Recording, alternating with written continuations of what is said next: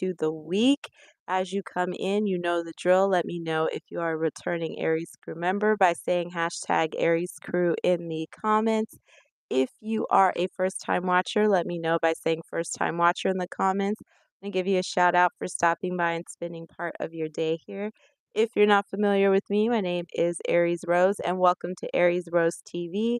Here we talk about world news, celebrity news, pop culture, trending topics, streaming shows, television shows, pretty much anything that I find interesting. We'll talk about it here, even a little bit of politics because that does affect our lives whether or not you follow it. So we want to make sure we stay informed and know what's going on, and we want to share that information out here with you guys. So if you like that, we'd love to have you a part of the Aries crew.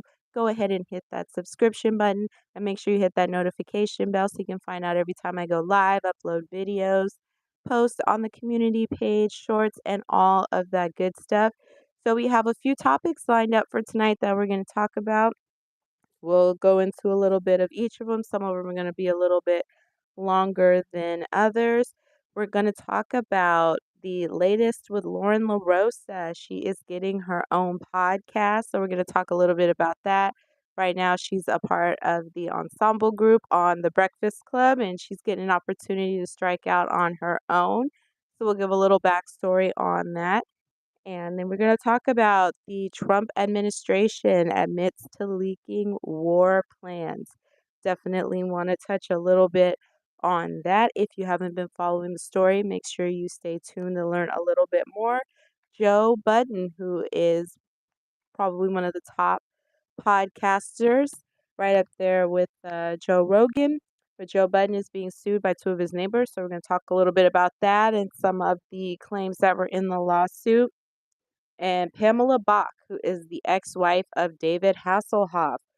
Her cause of death has been revealed. And Kim Kardashian, she's going to take the stand at the trial of the Parisian underground gang that allegedly was behind her infamous robbery in Paris. So, talk a little bit about that. And also, we're going to talk about George Foreman, the boxing legend, has passed away at the age of 76. So stay tuned. We have some great topics lined up for tonight. Let's take a little moment here to read the comments. Good evening. Thank you so much. Is it Om? Not sure how you say your name, but I appreciate the comment. And then I got Lim. Welcome. Thank you so much for being here. Appreciate you. If you haven't already done so, I'd appreciate if you can like that video. It'll help the YouTube algorithm, help get this video out to get some more folks on the channel. Appreciate your support. So let's talk about boxing legend George Foreman. He's passed away at the age of 76 per an announcement from his family last Friday, as being reported on TMZ. He was a two-time heavyweight champion and was a part of the most important boxing events of all time. So he lived quite an eventful life. If you follow boxing, you're probably very familiar with him. He's definitely a legend in that world. But he also crossed over into the business world as well. So we're going to talk about that a little bit later. But to be a part of some of the most important boxing events of all time is amazing because not everybody gets that opportunity. So I think that's always really cool when you can be a part of things that are going to live beyond your time. So let's talk a little bit about his start. George, Big George, as he was known, Foreman burst onto the scene in boxing for the United States during the 1968 Summer Olympics in Mexico City. He secured the gold medal when he went there, which is a great achievement to get a gold medal for your country. So, kudos to him for that accomplishment. Not everybody can get one. Some of his other career highlights: in 1973, he defeated the heavyweight champion at the time, Joe Frazier. It was a huge fight. I believe Frazier was, when you went into it, he was the favorite to win, and Foreman ended up winning. And being able to defeat an undefeated heavyweight champion, especially when boxing was at its peak during his time, was a huge accomplishment. So that was definitely one of those points when his career started to take off. And then in 1974, he participated in the infamous Rumble in the Jungle to fight with Muhammad Ali. I believe Don King was promoting that fight. It took place in Zaire, and Muhammad Ali ended up winning that one, but it was a huge fight at the time. So it was a big deal, and those two going against each other was a big deal because they were both very good boxers. So when you watch the best compete against each other,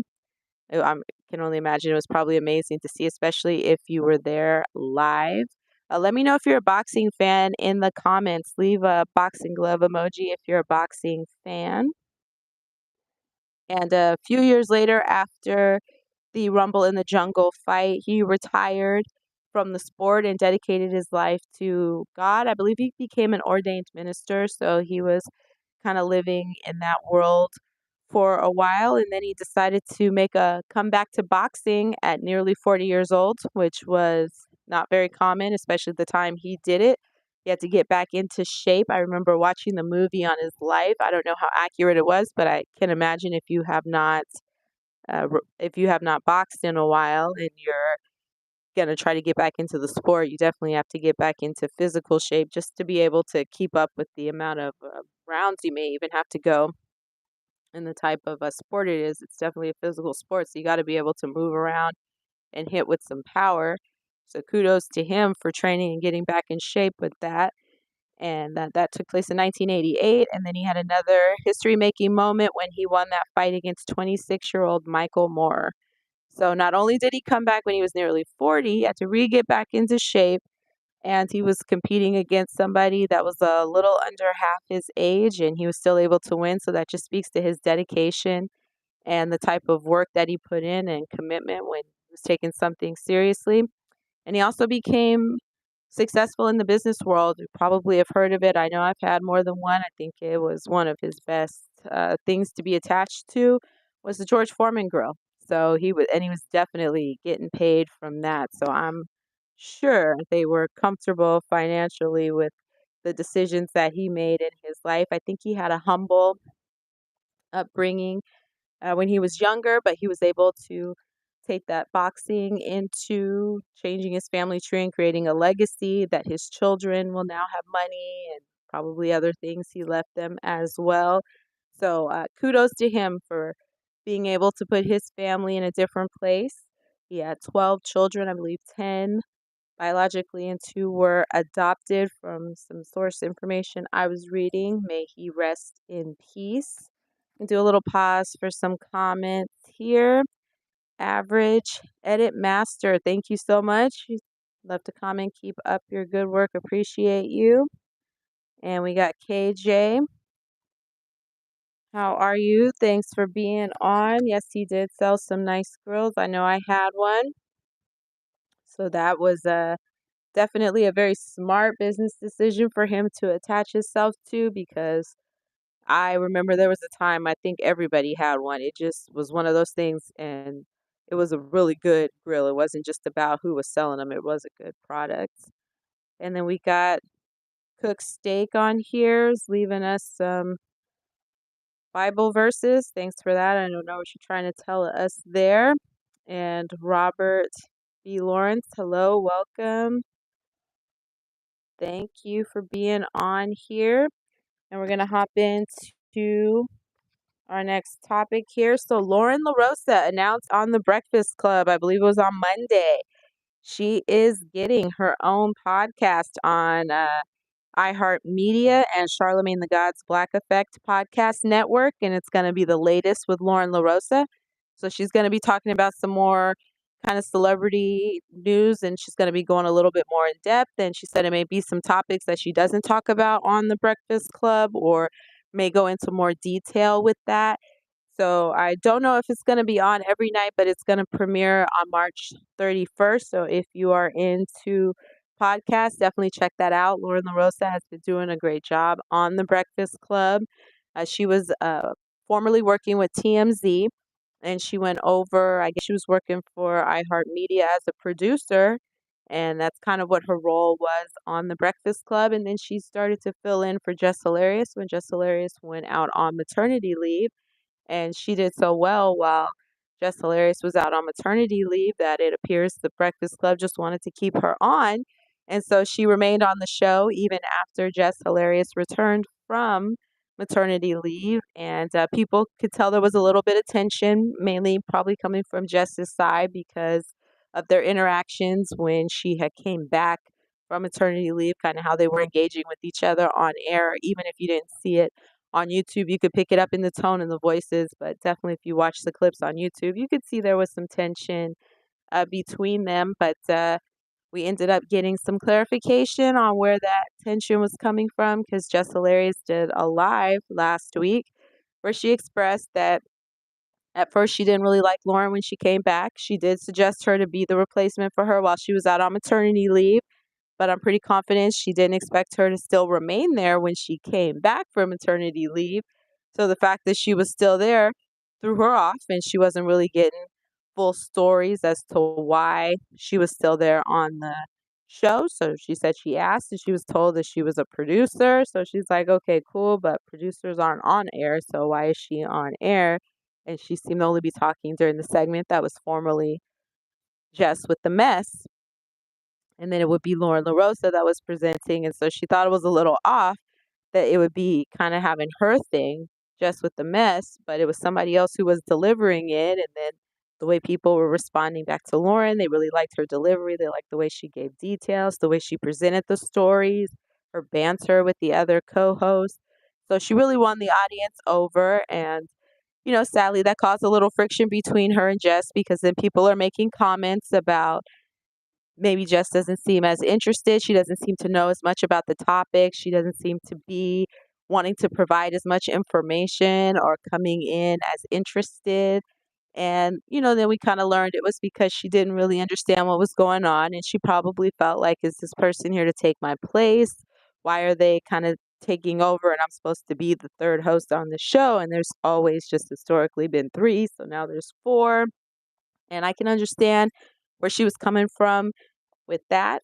And I don't know if I would have necessarily handled it the way she did by airing out the grievances on Instagram Live in that way, but it worked for her, I guess, because the following day they ended up addressing it on the show, and I do appreciate them for addressing it on the show live. I don't know how much of that was planned or how much of it was organic, but it seemed organic to me, like it was happening in real time, and that wasn't something that people had prepped for the day before, or, you're going to say this and I'll say this back to you. It seemed like these were natural responses, natural emotions that were being expressed. And, kind of where we are now is I think it's going to remain the four of them as far as I'm aware. But now Lauren's going to get a chance to really showcase on her own show her abilities. And hopefully that gives Jess a chance to get a segment back on the show and be able to put her own twist and her own flavor into the show and find her footing now and find her place in this now four-person ensemble. But congratulations to her. Again, that's Lauren with the latest that's going to be premiering on iHeartMedia and Charlemagne the God's Black Effect podcast network starting March 31st. So if you're interested, make sure you tune into that. Let me know if you watch The Breakfast Club in the comments. Curious to know how many follow that show. Do you watch it occasionally? Do you watch it all the time? Let me know in the comments, or if you just don't watch it at all. Very curious. And let's talk about the administration. The Trump administration admits to leaking war plans accidentally. I don't think that that was the intent at all, although how they got included into this chat, we'll still wait to be determined from the investigation I'm sure is going on right now. But it went to a reporter at The Atlantic. I don't know if that was a good or a bad thing because it could have been anybody else. And perhaps if that person was looking to use that information to be harmful to the country, that could have backfired in a very bad way. It is known.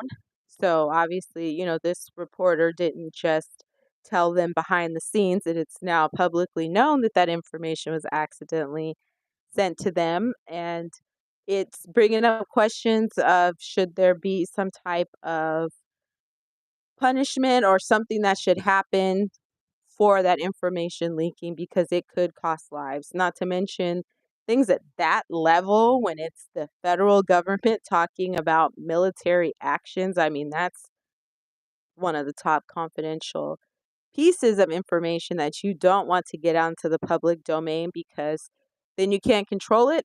And there's people who are taking actions based on those, or people who are strategically placed based on things happening that you don't want to have that information compromised because it puts lives at danger. So I don't know what the answers are. This chat allegedly was used on an app that's not one that you would typically communicate that type of information on. It wasn't secured. So how that reporter got tagged into the group because it was a very specific group of people and it was the only one that was the outlier out of the whole group. So who knows if that was like intentional or a confusion of names and they were intending on getting this to somebody else. But nonetheless, it did happen.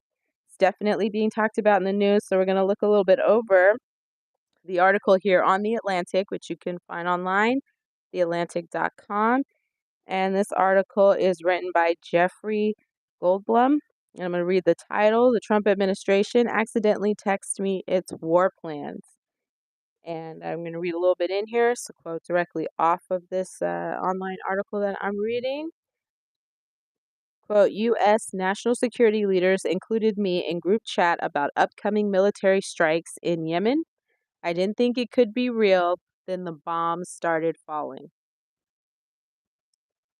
And here, the world found out shortly before 2 p.m. Eastern Time on March 15th that the United States was bombing Houthi targets across Yemen.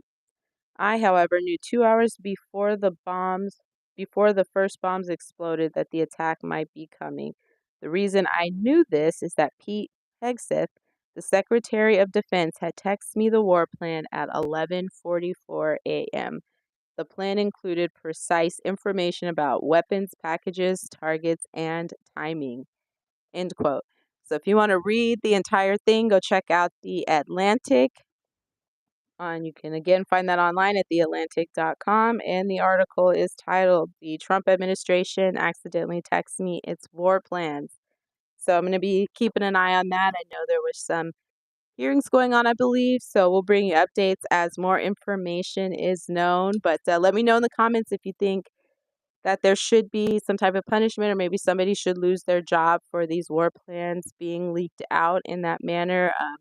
Again, in this instance, fortunately, it was somebody who didn't use that information to negatively impact the United States. I guess depending on how you look at it, because it's publicly known that it was sent out to someone who shouldn't have received it, but it doesn't appear it compromised anybody who was a part of that particular operation or situation. But I'd love to get your thoughts on it. Let me know what you think about it in the comments. And let's talk about Joe Budden. So he's being sued by two of his neighbors.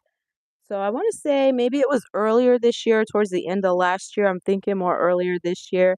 I saw a story where Joe Budden's neighbors had said that he was trying to come into their home clothing challenged. He was not wearing anything. And I didn't really follow it too much. I mean, I thought it was odd, and they had photos of it. I didn't know why that was happening. I just assumed maybe something was going on, and or he didn't realize what was happening. Temporary moment of insanity. Who knows? But I didn't fall too much into that story. But it looks like these are the people whom he visited without wearing any clothes that have filed this lawsuit. So it's according to TMZ. Joe Budden's being taken to court by two neighbors who claim he tried to enter their place while wearing no clothes.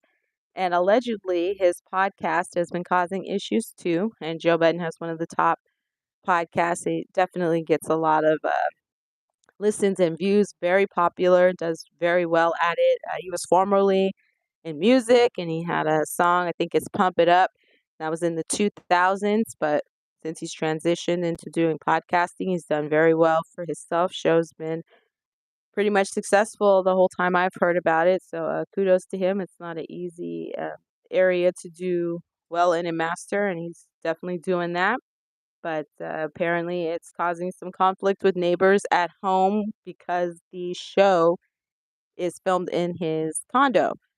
So any noise or I guess other activities that take place along with the show are affecting the neighbors. So TMZ Hip Hop obtained a complaint filed on behalf of John and Yulia Aksoy. I might be saying their name wrong. Filed by their attorney, Thomas Migliano. The complainants state that they confronted Button about a lot of noise coming from the podcast and the use of Mary Jane in the condo's common area, and it's creating a health hazard for their daughter, according to the suit that was filed. And a specific incident that was cited in there was an episode that was filmed on October 19, 2024, in which Button played loud music and simulated gunshots and sirens lasting more than 8 minutes. And if he's filming at home and you have other people who are at home at the same time, I don't know how thick the walls are, but they were probably hearing it through there, or maybe you could hear it in multiple different units there, because I don't know how loud